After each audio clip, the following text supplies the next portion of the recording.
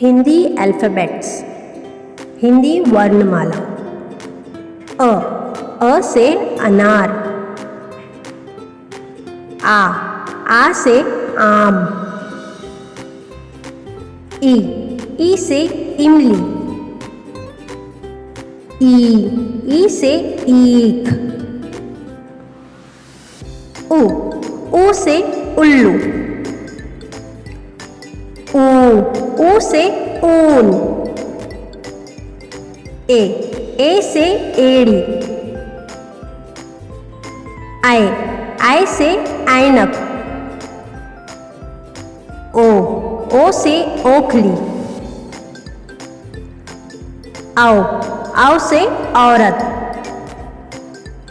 अम से अंगूर। आहा। री से ऋषि। अ से अनार। आ से आम। ई से इमली।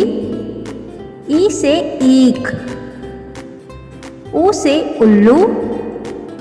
ऊ से ऊन। ए से एड़ी। आई से ऐनक। ओ से ओखली। औ से औरत। अम से अंगूर। आहा। री से ऋषि। Please like, share and subscribe to my channel.